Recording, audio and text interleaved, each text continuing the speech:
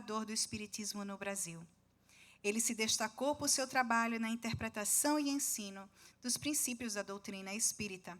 É conhecido por suas palestras, livros e vídeos sobre temas espíritas e por sua atuação em projetos como o Instituto Ser, que visa promover e divulgar a doutrina espírita.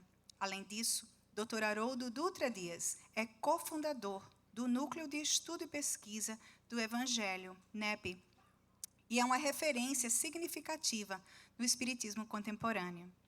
Neurocientista, psicólogo e biomédico, pós-doutorado em neurociências em Harvard Medical School, doutor em neurociências na UFMG, graduando em biomedicina, autor best-seller e palestrante internacional, autor de diversos livros, incluindo a tradução do Novo Testamento e o Sermão do Monte, em último lançamento.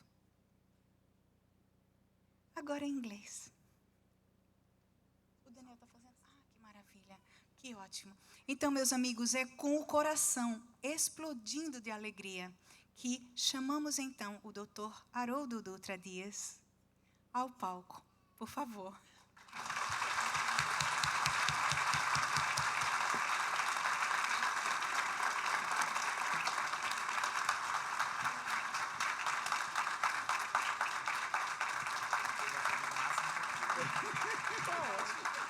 Obrigado.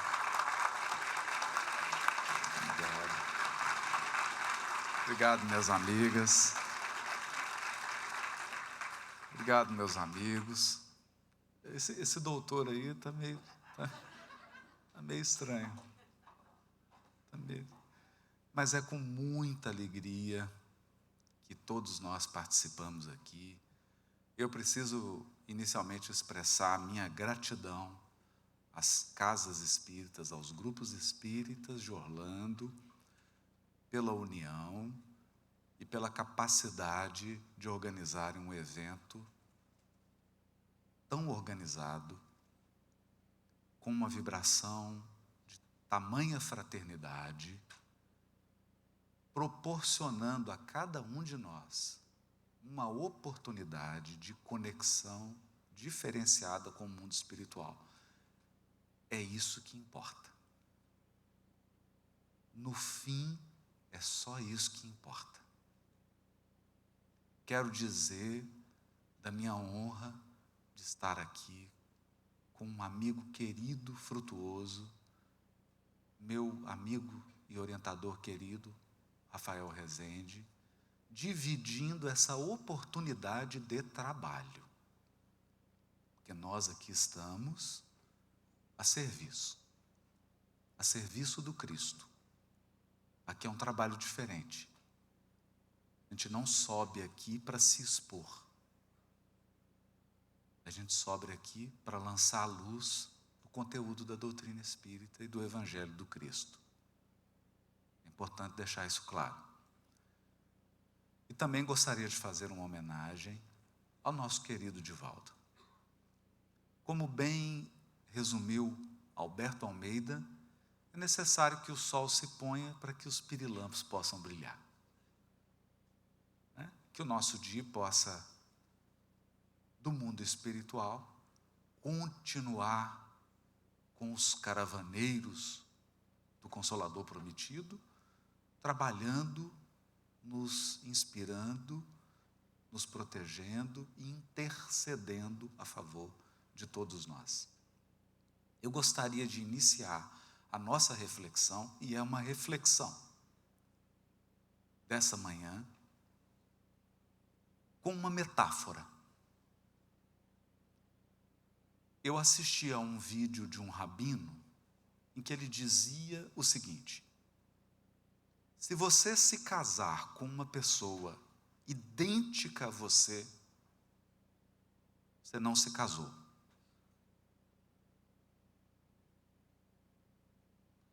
Por quê? Porque o casamento, o relacionamento afetivo tem que ser com um outro. Um outro. Se for com alguém idêntico a você, não tem outro, só tem um. nós precisamos de um outro. De um outro. Alguém que tenha características diferentes das nossas, talentos diferentes dos nossos, personalidade diferente da nossa. Isso está no capítulo 12 da Carta aos Coríntios, quando Paulo de Tarso nos fala sobre a diversidade dos carismas. Carismas em grego são dons. Diversidade dos dons. E por que eu trago essa metáfora? Porque há um item no capítulo 1 de O Evangelho segundo o Espiritismo, escrito por Allan Kardec, intitulado Aliança entre Ciência e Religião. Esse capítulo é parada obrigatória para nós espíritas. É reflexão obrigatória. Aliança. Aliança vem de casamento. Aliança vem de união. Então é preciso que a gente compreenda que na aliança, no casamento entre ciência e religião, a ciência está casando com um outro. E a religião está casando com um outro. São dois. Se for igual, não é aliança, só tem um.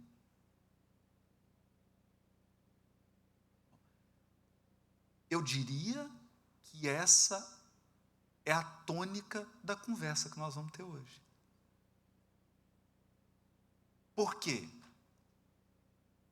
A religião tem propósitos e processos distintos da ciência, graças a Deus. E a ciência tem propósitos e processos distintos da religião, graças a Deus. Se nós não compreendermos essa complementariedade, essa necessidade de cada uma delas trazer o que tem de melhor, não há aliança. Toda vez que a ciência, de forma arrogante, tenta invadir o terreno da religião, nós temos um desastre. E toda vez que a religião tenta invadir os terrenos da ciência, nós temos um desastre. Compreender essa união de dois é fundamental. E é com base nisso que nós vamos fazer uma reflexão. No caso, nesse trio aqui, Frutuoso, Rafa e eu, coube a mim trazer uma reflexão sobre o futuro da psicologia. Mas é preciso que a gente parta desse ponto que eu acabei de ressaltar.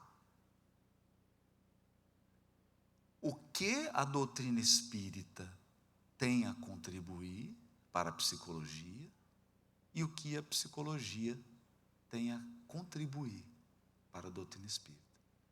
Porque nós estamos falando de uma ciência psicológica e nós estamos falando do espiritismo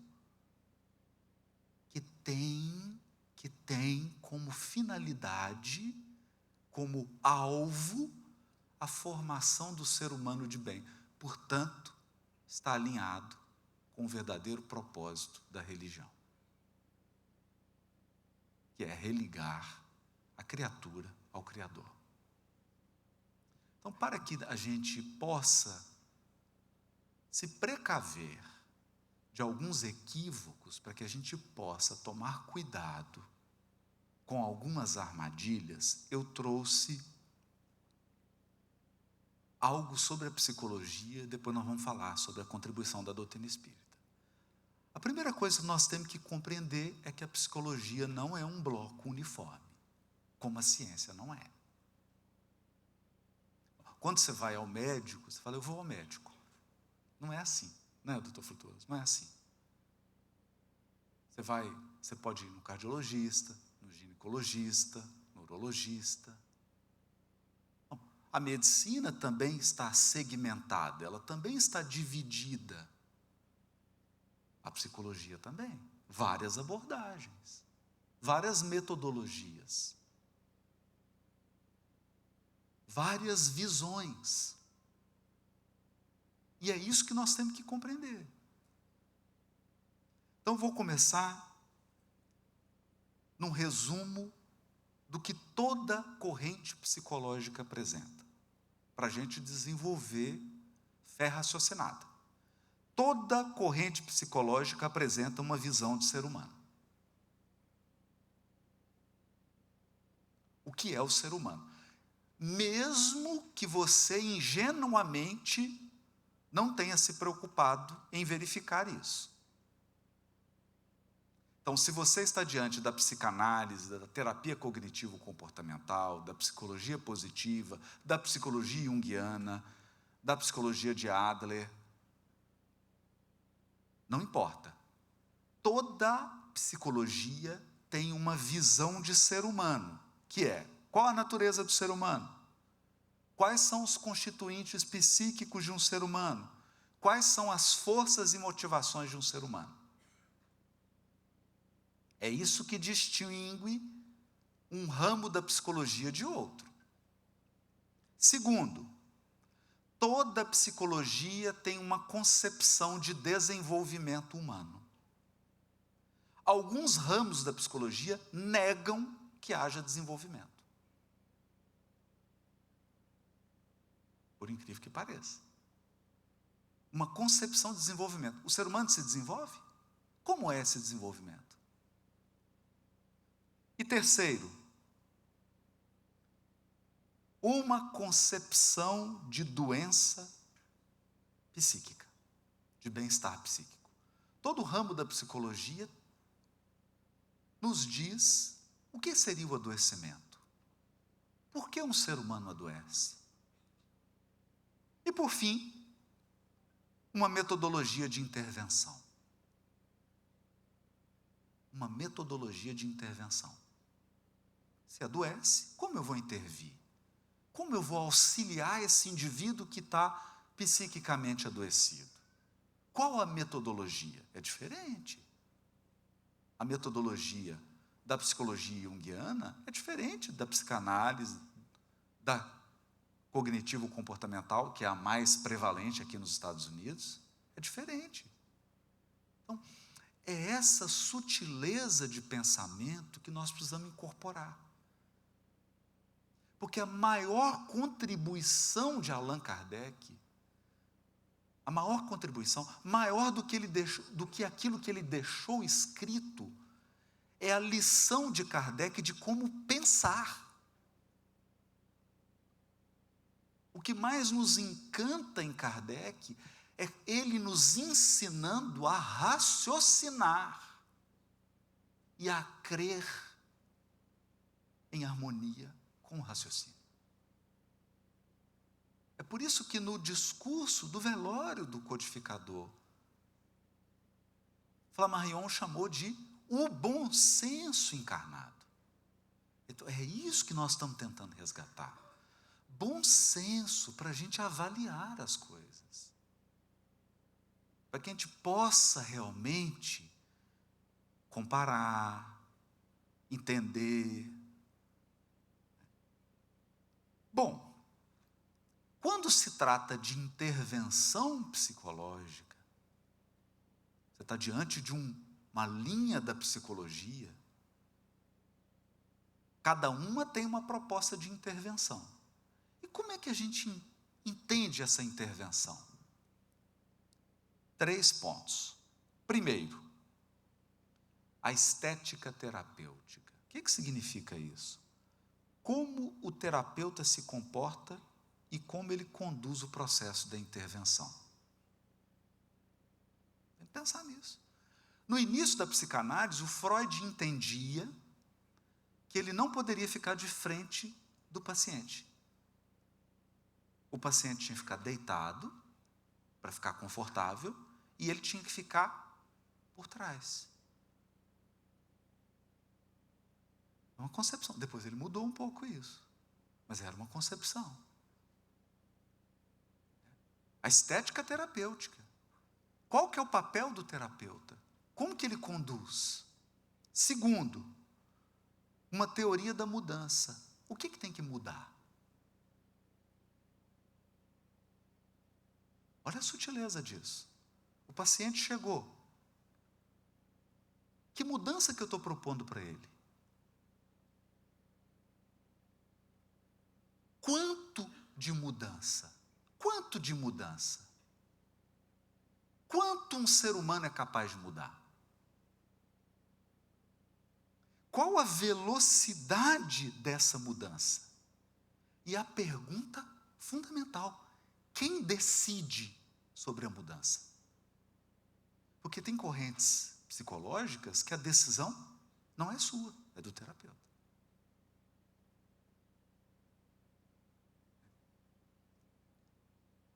Está um pouquinho técnico agora, mas vai melhorar. Vai melhorar. Terceiro, os participantes do processo. Isso aqui é fundamental.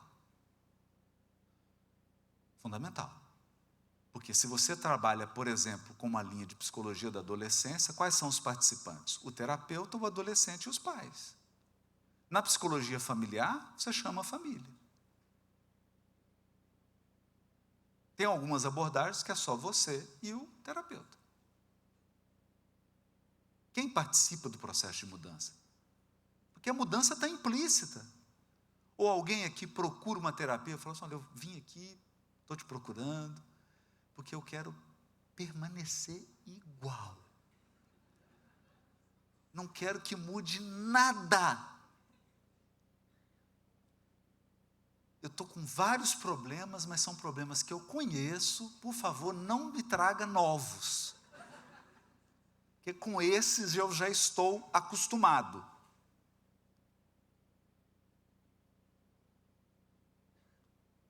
Está aí o desafio.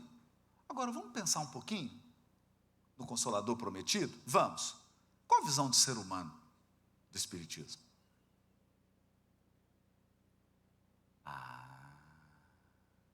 Então, veja, você vai encontrar correntes da psicologia cuja visão de ser humano se choca com a visão da doutrina espírita. Não tem problema nenhum, você só não pode ignorar isso. Né? Você só não pode ignorar. Né? Como diz a secretária lá da Biblioteca Nacional aqui dos Estados Unidos, né? Não, essa pessoa é nesciente. Eu achei linda essa palavra, que é um sinônimo de ignorante. Nesciente. É ignorante, ignora. Foi muito educada, né? Então, nós não podemos ignorar isso. Qual que é a visão de ser humano da doutrina espírita? Visão baseada em fatos. O fato espiritual. O ser humano é um espírito imortal que tem uma vida. Uma. E várias existências. Em cada existência, você está numa encadernação diferente. Por isso que você está sempre edição revista e aumentada. Não é? Várias existências. Em cada existência você vai manifestar conflitos que são diferentes, você tem uma personalidade diferente, você está vivendo num meio cultural diferente, você está num grupo diferente, você está convivendo com espíritos diferentes.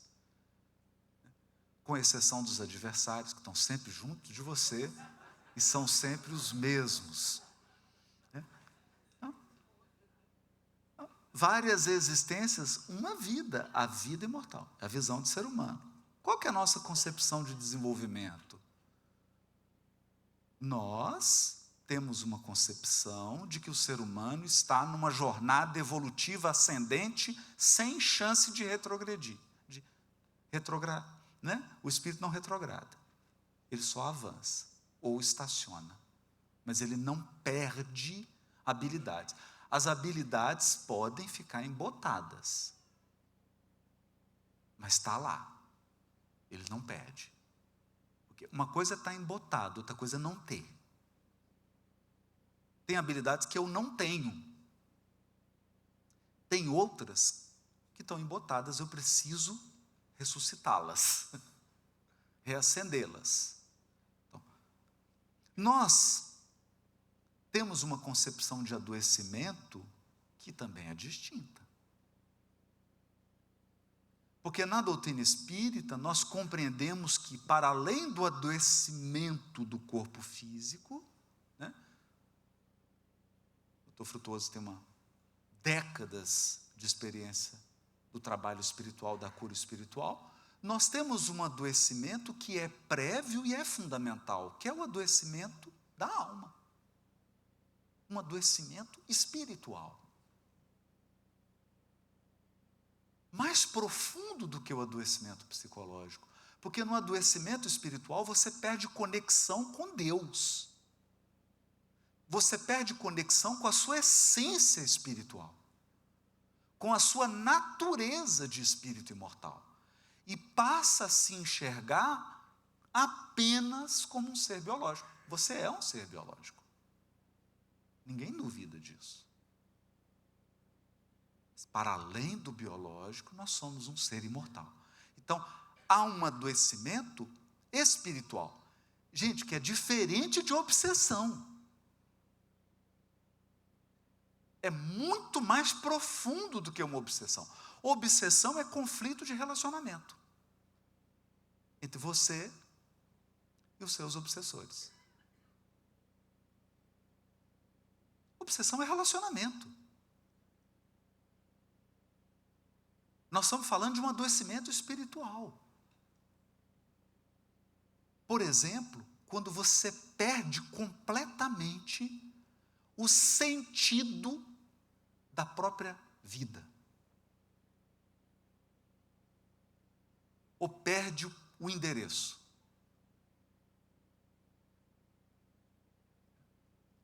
E aí, sabendo que eu vou causar uma dificuldade ao meu amigo querido Daniel, em Minas Gerais, Oncotô, Oncovô, onde eu estou, para onde eu vou. Então, é diferente. Diferente. Hoje, o nosso século é um século em que o espírito está ferido.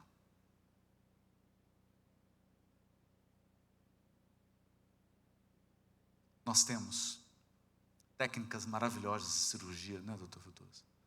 Nós temos aparelhos extraordinários de diagnóstico. Agora chega a inteligência artificial para levar o diagnóstico a um nível nunca antes sonhado. O que nós temos nos laboratórios aqui desse país, vocês não têm ideia da sofisticação. Mas nenhum desses aparelhos é capaz de endereçar o adoecimento do espírito.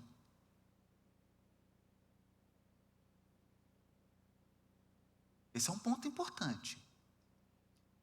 E, mais uma vez, não é porque você está cuidando do adoecimento do espírito que você tem que descuidar do adoecimento psicológico, hein?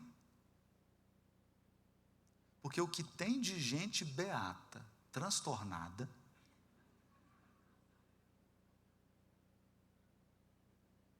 é só você fazer live e ler os comentários.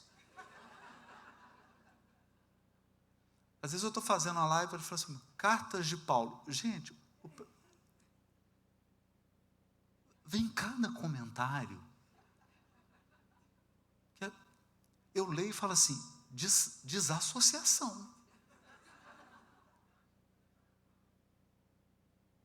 A pessoa não está ali. Eu nem sei se é ela.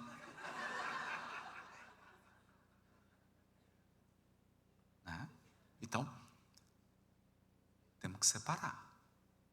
Da mesma maneira, eu tenho um grande amigo, começou a apresentar sintomas claros e fortes de depressão. Psicólogo. Procurou, falou, gente, fazer uma terapia. Aí procurou amigos do Hospital Psiquiatra Espírita em Belo Horizonte, o André Luiz, e tudo. Teve um médico psiquiatra, teve um insight, falou assim, meu amigo, não está funcionando nada contigo. E ele espírita, expositor, toma passe, água fluidificada, faz culto no lar. Falou assim, já deu uma examinada na sua tireoide? Não, foi lá fazer os exames, tireoide. Medicou, cuidou, depressão foi embora. Então, pessoal, nós somos espíritos imortais, mas tu está encarnado, viu?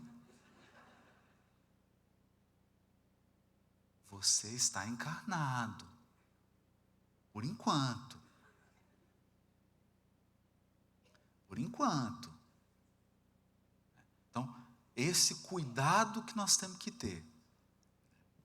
Bom, eu vou pegar exemplos assim bem espaçados, só para a gente ter uma amostrazinha, e aí falarmos do futuro. Para falarmos do futuro. Na psicanálise de Freud, qual que é a visão de ser humano? Do Freud. O ser humano é um ser em permanente conflito.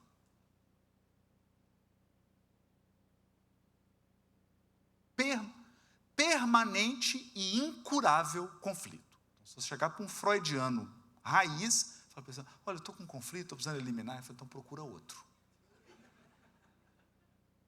Sim. Porque na psicanálise freudiana, não tem, você é conflito e acabou. É conflito. É só conflito. O conflito não vai curar. Não vai acabar. É uma visão. Não podemos ser ingênuos. E esse conflito é regido pelo inconsciente. Então, há um conjunto de automatismo psíquico que você não sabe. É um conflito e você é o último a saber. Embora o conflito seja dentro de você. Então, ele diz assim, o homem não é senhor da própria casa.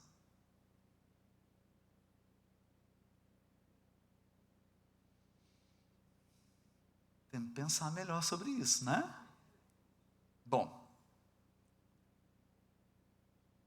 por que ele vê o ser humano como um conflito? Porque há uma parte no ser humano que são as pulsões sexuais, e sexuais aqui não é de ato sexual, é de afetividade, de vínculo afetivo e agressivas.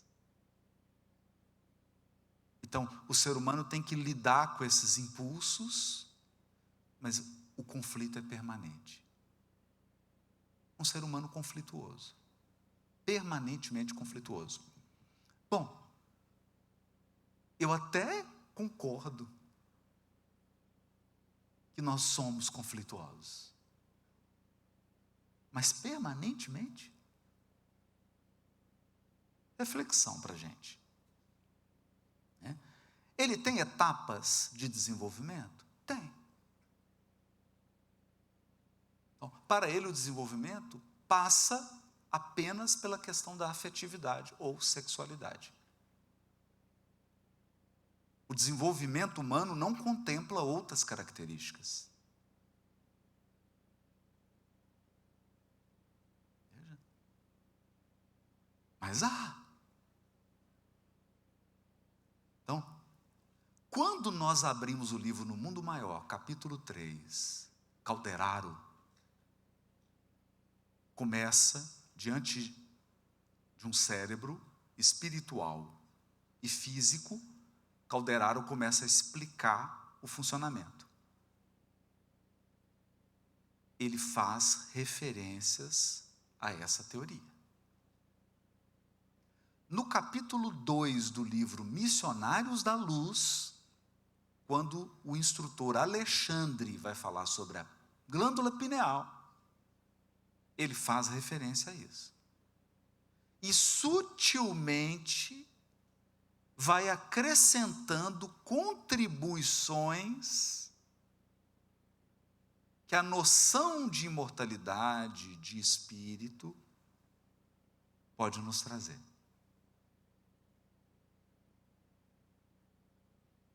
Então, não se trata aqui de negar.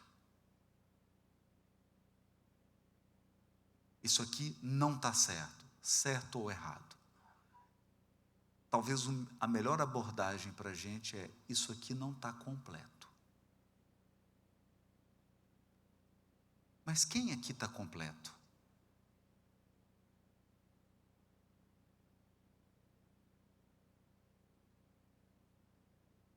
Completo só há um. Só tem um completo: Deus. Questão 13 de O Livro dos Espíritos. Porque todos os atributos da divindade estão em grau máximo. É por isso que Jesus rejeitou o elogio do doutor da lei, que lhe chamou de bom.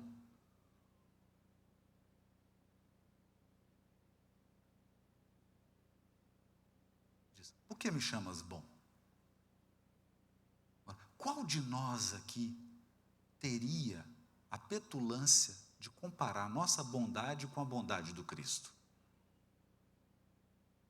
É uma bondade superlativa comparada conosco. Mas quando ele se compara com Deus, é algo grandioso comparando com o infinito.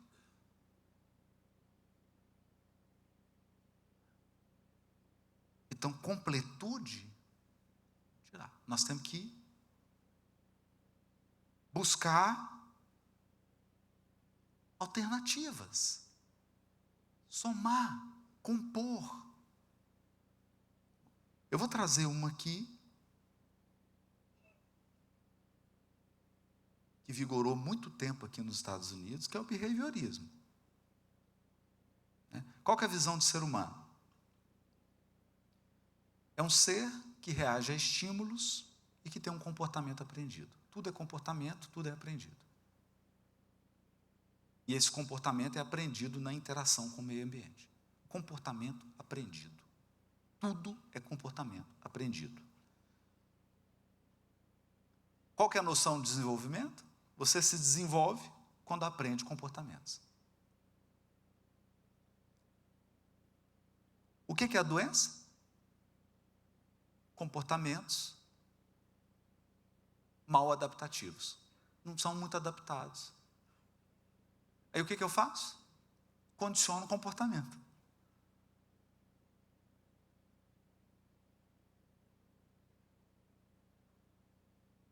Então, se a gente olha com sabedoria, errado não está. Basta se lembrar da Nutella que você tem em casa. Não é? Nós temos hábitos. Hábitos. E veja, Kardec diz assim: reconhece o verdadeiro espírita pelos esforços que emprega para domar suas más inclinações. O que são más inclinações? comportamentos que nos distanciam da lei moral divina, comportamentos adquiridos.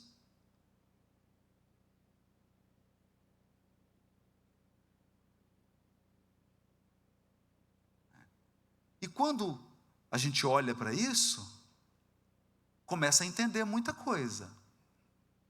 Porque ainda que o behaviorismo fique centrado na atual existência, e se você ampliar esse raciocínio?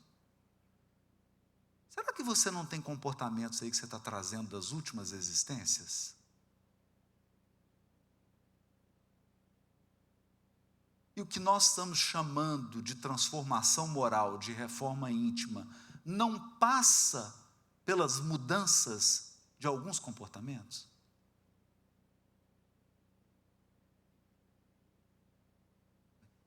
É importante.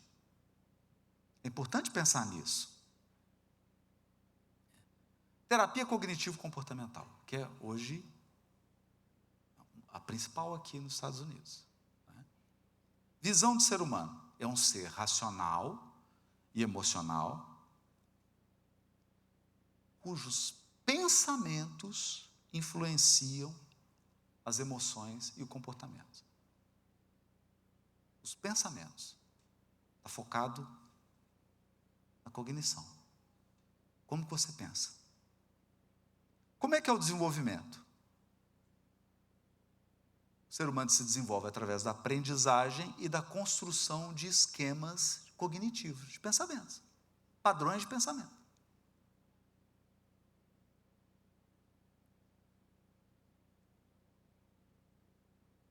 Qual é o adoecimento psíquico? Olha que interessante. O adoecimento é causado por distorções do pensamento, distorções cognitivas e comportamentos disfuncionais. Então aí ele começa a trabalhar com crenças nucleares, pensamentos automáticos. Está completo? Não. É importante? É. Nós temos um livro chamado Pensamento e Vida. No livro Nosso Lar, Veneranda, lembram disso? Veneranda reúne um evento, mais de 1000 espíritos, 20 poderiam fazer perguntas, porque só aqueles que tinham trabalho poderiam fazer perguntas. Qual era o tema da palestra da Veneranda? Pensamento. Padrões de pensamento.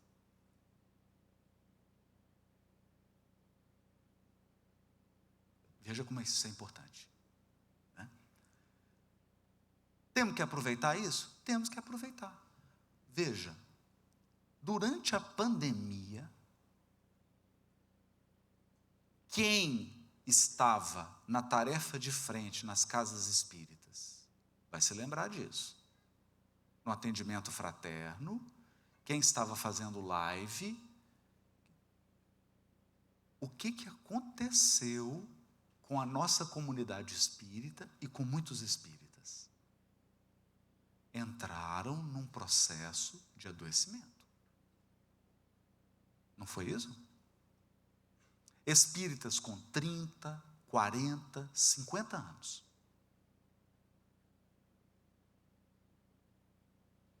Nós tivemos casos graves de espíritas com 30 anos de trabalho que estavam com dificuldade para lidar com a desencarnação de parentes.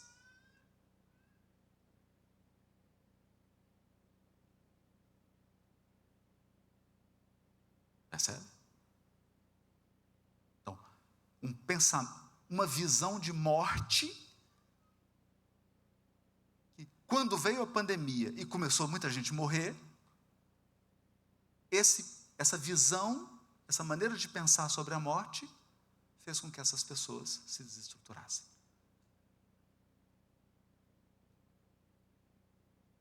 É sério.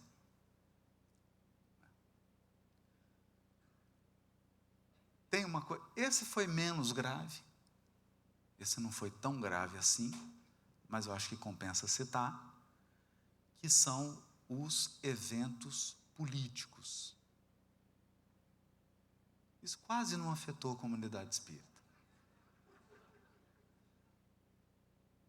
Bom, determinados eventos políticos criaram um processo de desequilíbrio na comunidade espírita, onde várias pessoas se afastaram do trabalho, várias pessoas começaram a duvidar dos princípios fundamentais da doutrina espírita. Por exemplo, que Deus que nada. Deus? Se Deus existisse, fulano não teria sido eleito.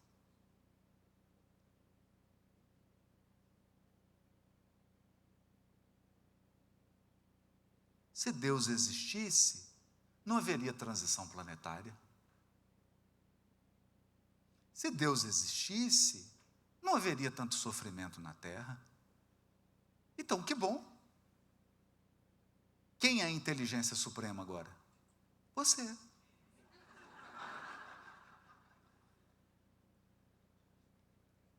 Que agora vai prestar consultoria para Deus. Como que ele deve criar universos, mundos, e como que os espíritos têm que evoluir.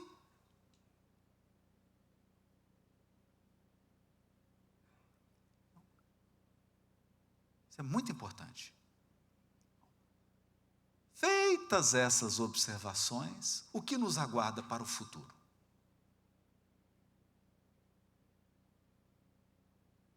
O que nos aguarda para o futuro? Vamos pensar um pouquinho. Nós sabemos que a transformação da Terra está no último capítulo do livro A Gênese.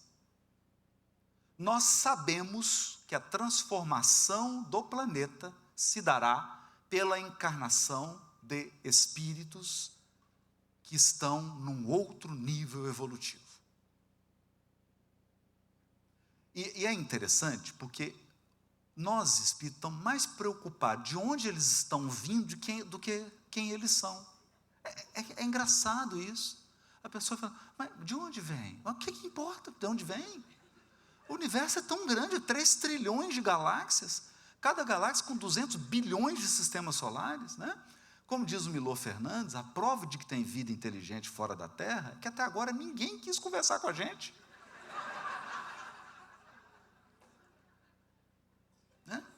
Então, importa de onde eles vêm? Não, o que importa é quem eles são. E o que Kardec vai descrever no item A Nova Geração? Que encarnarão no mundo espíritos que estão num outro patamar intelectual e num outro patamar moral. Aí eu pergunto, é uma pergunta retórica, só para pensar, não precisa responder em voz alta. Nós temos psicologia para essa turma que vai nascer? Vocês acham que essas correntes aqui vão atender esses seres? Perceberam? Porque esses seres que vão nascer, vocês acham que eles alimentam os preconceitos de alguém do século XIX? Do início do século XX? Que era a turma que ia para o consultório do Freud. Ouvia de charrete. Qual que era o padrão moral dessa turma? Do início do século XX? No comments.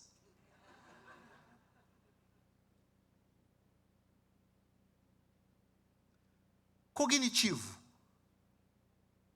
Padrão cognitivo. Quando essa turma chegar, então, veja, nós vamos, por isso que eu fiz esse resuminho aqui,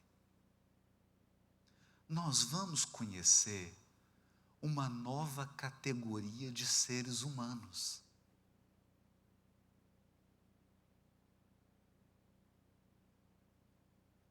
Completamente diferente. Serão seres humanos, você vai falar assim, fulano, você está errado. Você tem razão, estou errado mesmo. Aí você vai falar assim, não estou acostumado com isso. Não estou acostumado.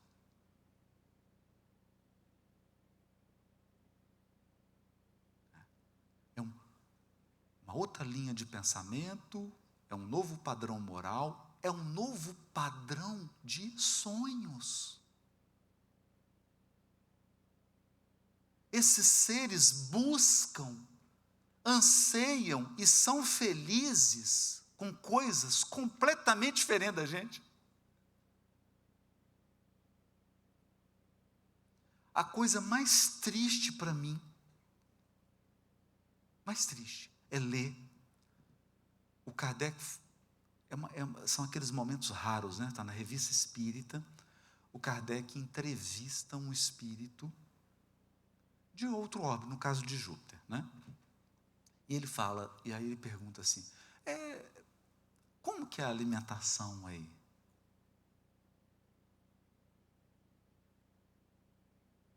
Ele fala assim, olha, é bem frugal, né? Uma alimentação bem... Vocês são carnívoros? Ele responde assim, não. Aqui a gente não come os animais, a gente cuida e protege eles.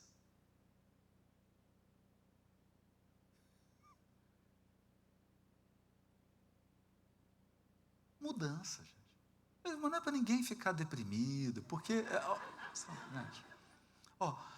no seu degrau evolutivo, você vive de acordo com o padrão desse degrau evolutivo. Não dá para pedir para alguém viver num outro padrão, mas é importante a gente entender isso, que vão chegar pessoas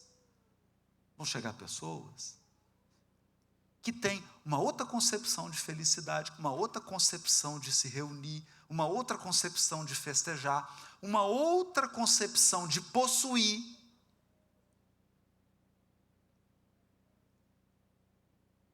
E que vai nos deixar chocados. Quer dizer, nós vamos para a terapia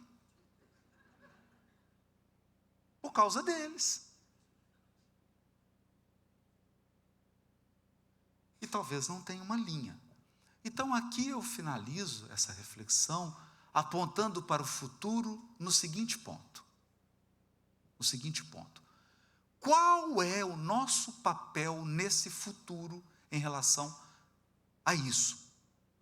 Porque é importante lembrar de uma coisa. A primeira revista espírita do mundo, fundada por Allan Kardec, se chamava Revista de Estudos Psicológicos. Então, a concepção de psicologia, de psique, do mundo espiritual, não é a nossa. Não é a nossa.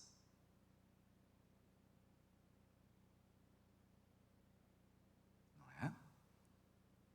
É muito mais avançada. Qual é o nosso papel, então? O nosso papel é entender que os seres do universo não são iguais a nós. Iguais a nós, só os espíritos imperfeitos.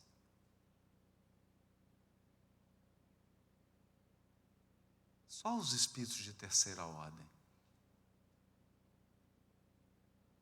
Então, é doloroso dizer isso, é com muita dor no coração que eu digo isso. Mas a psicologia e a medicina que nós temos hoje é psicologia e medicina de espíritos de terceira ordem. Nós não temos ainda uma psicologia e uma medicina para espíritos de segunda ordem. Agora, nem pensem em primeira ordem. Porque me dá arrepio quando alguém quer fazer análise psicológica de Jesus. É mais ou menos assim, o indivíduo pega uma garrafinha de água e fala, agora eu vou colocar o mar aqui dentro. Com essa psicologia, nós vamos dar conta de abordar o psiquismo do Cristo? Sério? O que se torna esse exercício? Eu já vi várias vezes. O que se torna esse exercício? Espelho. Espelho. A pessoa olha para Jesus e começa a projetar ela mesma. Os próprios conflitos, as dificuldades, projeta nela. Nela. E está falando, tá vendo? Jesus deu em cima de Madalena. Sabia. Ficou.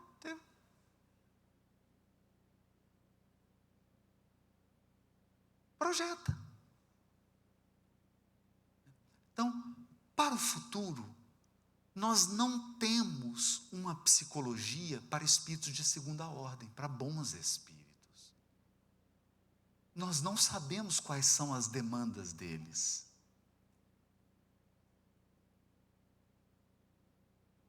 Nós não sabemos. O que não invalida o que nós temos. Só relativiza.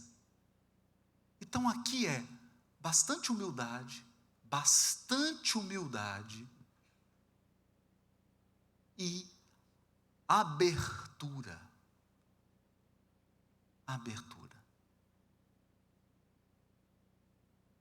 A evolução sempre nos surpreende. A lei de progresso sempre nos surpreende. Uma coisa é certa, nós estamos em Deus, tanto quanto Deus está em nós.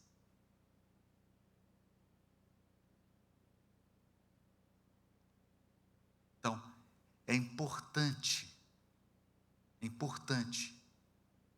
está faltando algo aqui, e talvez seja a grande contribuição no diálogo entre espiritismo e psicologia, espiritismo e medicina.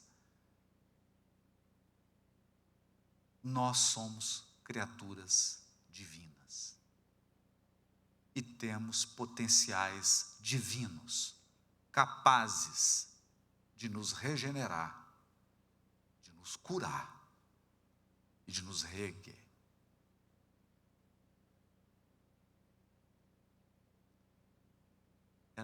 Esse é o pontapé inicial para a gente começar nossas reflexões. E eu termino lembrando a todos que somos espíritos imperfeitos. Então adivinha o horário é de quê agora?